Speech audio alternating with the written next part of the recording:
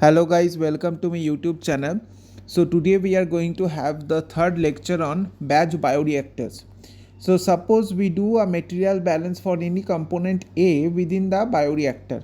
So as I have discussed in my previous lectures, so the master equation for mass balance is dmdt, that is the rate of generation of mass is equal to, which is actually the accumulation, in other words, is equal to input minus output plus generation minus consumption. So for example, we are interested in the accumulation of the component A, then it will be input of A minus output of A plus generation of A minus consumption of A.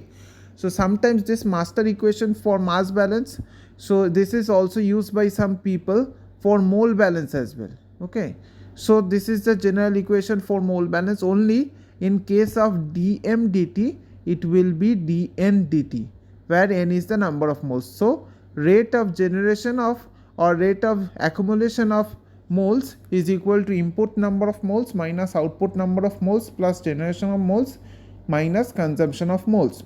Now if we discuss the rate of disappearance of A in terms of moles per unit time. Why? Because dn dt is actually what? Moles per unit time, and disappearance here we are discussing, it is actually, in other words, the consumption, or how much the species A is consumed by the reaction within the bioreactor.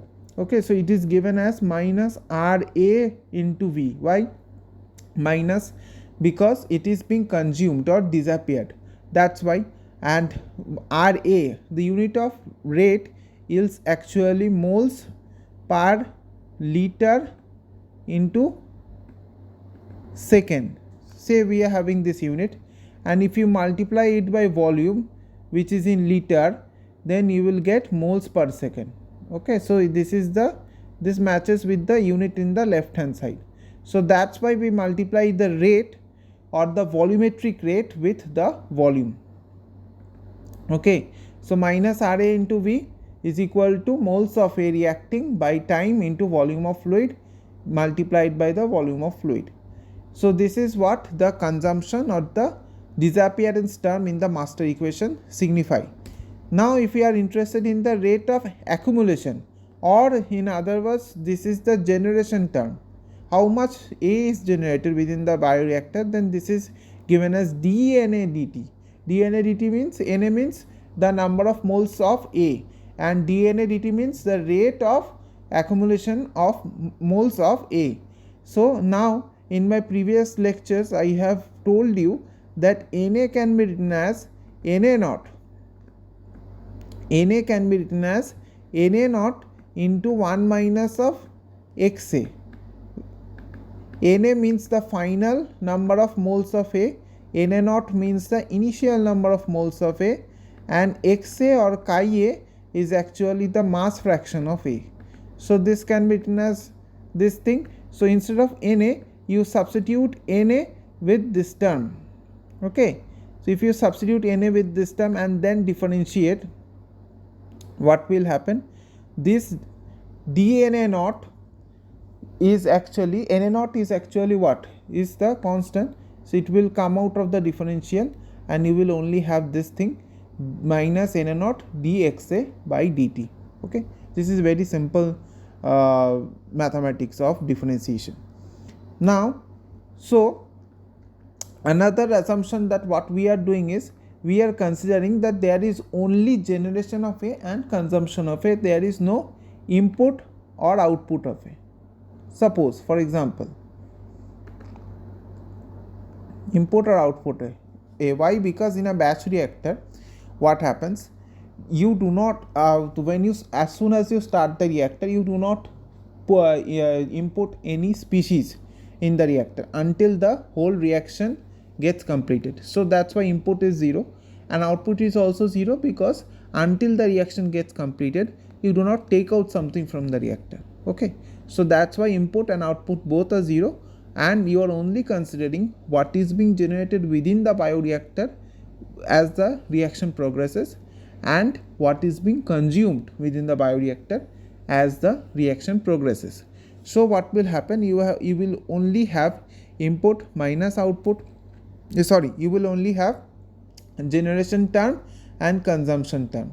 Okay, so these two terms will only be there in your master equation. And another assumption, at steady state what will happen, dm dt or dn dt, it will be 0. Whatever you do mass balance or mole balance, at steady state it will be 0. So what will happen, generation is equal to consumption, right? From here I can write this, generation equal to consumption. So we have already defined what is generation and what is consumption term. So from here I can write this, that these two terms are equal, minus Ra into V, this is what the consumption term, is equal to Na0 into dx, this is what the generation term. So under what condition is this equation valid? It is only valid at steady state in a batch bioreactor. Okay, so if you integrate this equation and suppose you are asked to find out the time, so someone asks you what is the time taken in an ideal batch bioreactor at steady state. Okay, so if you are asked to find out the time, how will you do that? So you will just integrate with respect to t. So this is t is equal to Na0 integral dxa by minus Ra into V from 0 to xa. Okay, so this is the final expression for time in a batch bioreactor. Now we have already seen in the previous slide that in a batch bioreactor that the time is given as t is equal to Na0 integral dxa by minus Ra into V from 0 to xa. Okay, now if you remember, we can, if we take out, say we are dealing with constant volume batch reactor, so in that case this volume V can be taken out of the differential because it is constant, right? So I can write it in this form, dxa by minus Ra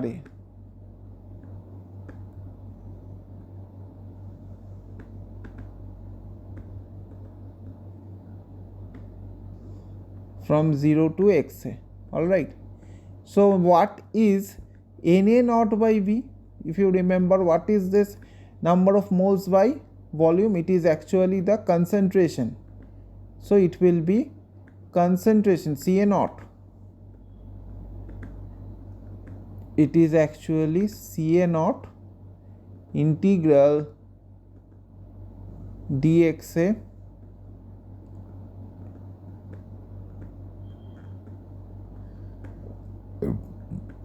by minus Ra. All right, from 0 to xa. That's it.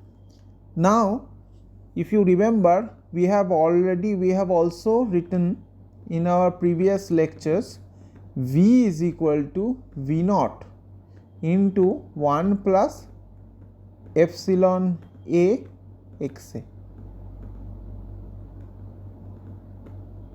If you do not remember, or if you haven't watched my previous lectures, I recommend you to go to the previous 2 lectures on batch bioreactors. Okay, so if we substitute this in case of V here, then it will be Na0 integral dxa by minus Ra into V0 into 1 plus epsilon A xa from 0 to xa.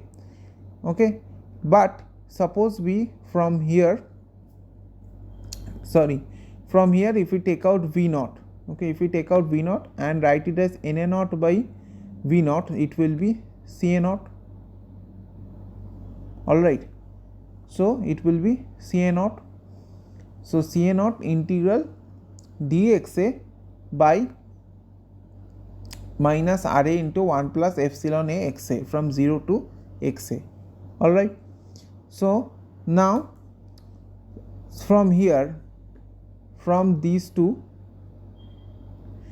expressions, from the first expression, if I write here as T by Na naught. From here I am writing T by Na naught is actually what? Is actually dxa by minus Ra into V integral 0 to xa. Alright. So what does it mean? What is the physical interpretation? The physical interpretation is the area under the curve, 1 by minus Ra into V versus dxa versus xa. The area under this curve is equal to T by Na naught, because you are integrating.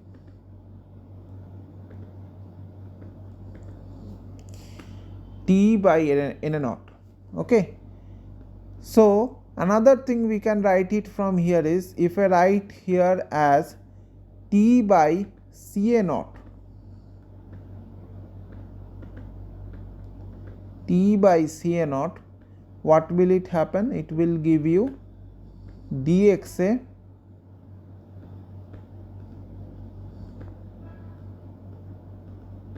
by minus Ra, okay, from 0 to xa. What does this mean? That the area under the curve minus 1 by Ra, area under the curve minus 1 by Ra versus xa is equal to T by Ca naught, okay, is equal to T by Ca naught. So on the below we have shown you some graphs which exclusively represent this interpretations. This is minus 1 by Ra into V on the y axis, xa on the x axis, and if you plot this you will get this kind of curve, and the area is equal to T by Na naught. Similarly, if you plot minus 1 by Ra on the y axis and x on the x axis, you will get the area T by Ca naught. And if you plot minus 1 by Ra on the y axis and the concentration on the x axis, and if you find the area between Ca, which is the final concentration of species A, and Ca naught, which is the initial concentration of A, the area will give you the time. Okay, so suppose you have been given a data where you have been given the initial concentration of A, final concentration of A, and you know the rate equation.